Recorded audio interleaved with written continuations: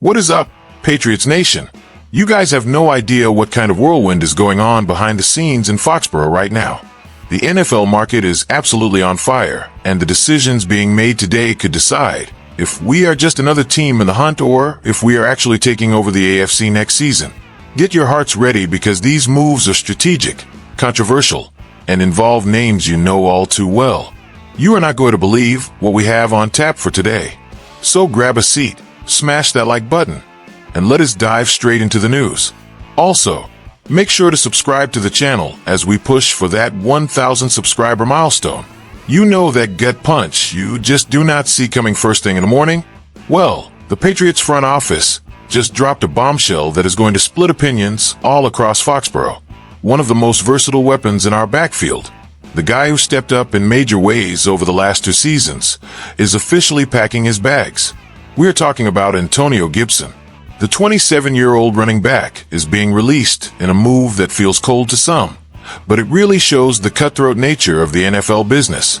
The reason comes down to the merciless salary cap. Gibson was set to count for $4.14 million against our 2026 cap, and the front office decided that was just too steep for a player trying to bounce back from the most feared injury in the game. He is recovering from a torn ACL suffered back in Week 5 of last season. By cutting him, the Pats clear up $3.14 million in cap space. But you have to wonder what the cost will be on the actual field. We all remember the immediate spark he provided. Gibson was not just a backup, he was a legit dual threat who could punish defenses, whether he was taking handoffs or catching passes out of the backfield. In just 5 games last year, he already had a rushing touchdown. And who could forget that Week 2 performance? That 90-yard kickoff return for a touchdown was pure electricity and earned him AFC Special Teams Player of the Week honors.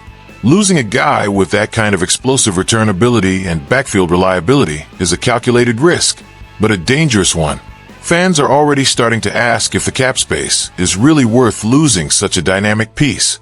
Gibson is only 27, and even though the injury is a concern, he still has plenty of gas left in the tank. He started 32 games in Washington and put up solid numbers before landing here. Now he becomes a cheap, high-ceiling option for any rival looking for a luxury backup. Seeing a talent like this walk away strictly because of the money hurts, especially when we know our depth is going to be tested. But hold on, because this cost-cutting has a much bigger purpose. And what is happening with the offensive line is even more unbelievable. If you thought the Gibson move was the only strategic play to open up the checkbook, get ready, because the situation on the offensive line goes way deeper. The spotlight is shifting right to the heart of our protection at the center position. Veteran Garrett Bradbury, who was a total warrior and started every single game last season, is currently at the center of a massive rumor mill out here in Indianapolis. He played well, provided veteran leadership, and even took home the Ron Hobson Good Guy Award. But the NFL has a very short memory when it comes to roster turnover and saving money. Bradbury hits 31 this June and carries a $6.9 million cap hit for 2026. The front office is looking at a younger, more athletic, and much cheaper alternative. Jared Wilson, the rookie out of Georgia who turned heads, is the name that is giving everyone second thoughts about keeping the veteran around. Moving Wilson to center is not just swapping names on a depth chart. It is a complete shift in our line philosophy. Wilson has a physical ceiling that Bradbury just cannot reach anymore. And the fact that his contract is so team-friendly gives Elliott Wolf the green light to be aggressive in free agency. Imagine clearing another $5.7 million by moving on from Bradbury. That is a massive chunk of change that would let us go after big names like Elijah Vera Tucker or Ed Ingram to solidify our guard spots. The fan base is definitely torn. Bradbury only allowed a 3.12% pressure rate last season, which was the best among our starters. He was the anchor that kept our young guys from getting eaten alive by opposing pass rushers. But this sport is a business of projections. If Wilson can give us that same level of play for a fraction of the cost, keeping Bradbury as a backup would be considered a financial disaster by most analysts at the Combine. This instability on the line comes right on the heels of a Super Bowl 60 where our protection was shaky at best against the Seattle Seahawks. Coach Mike Vrabel tried to shut down the rumors by saying he is not moving guys like Will Campbell around, but the word behind the scenes says otherwise. And that is exactly where things get explosive, because what is being planned for our quarterback, his blind side, is going to change everything you think you know about our draft strategy. If you thought the departures of Gibson and Bradbury were just minor tweaks, hold onto your seats, because the New England Patriots are eyeing a massive target in free agency that could completely rebuild our offensive line overnight. The name echoing through the halls in Indy right now is Rashid Walker.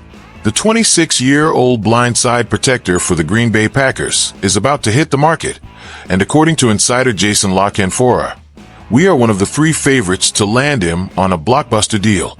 We are talking about numbers that could hit $25 million a year. But here's the kicker. Where does he actually play? Coach Vrabel swore up and down that rookie Will Campbell would stay at left tackle, even after a playoff run where our line gave up a record-breaking 21 sacks. But let us be real. What a coach says at a podium is not always what the GM is drawing up in the war room. A rival GM even joked about the situation, questioning how much we can actually trust Vrabel's public stance. If the Pats actually pull the trigger on Walker, it creates a massive domino effect. Walker would take over the left side, kicking Will Campbell inside to guard, which would then force Jarrett Wilson to take over at center permanently. On paper, you are looking at a monster unit with Walker, Campbell, Wilson, Mike Onwenu, and the veteran Morgan Moses. That would easily be a top 5 unit in the league to protect our franchise QB.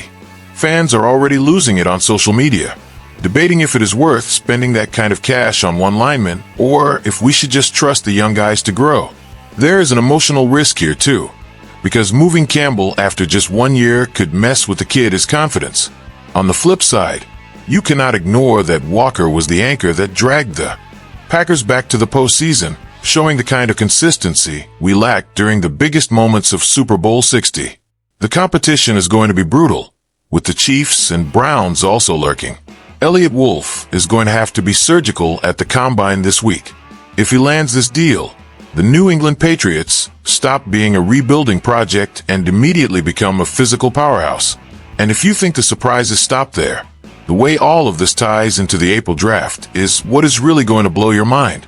The reconstruction of our New England Patriots is happening right in front of us, and the decisions made today will define our path to glory in 2026.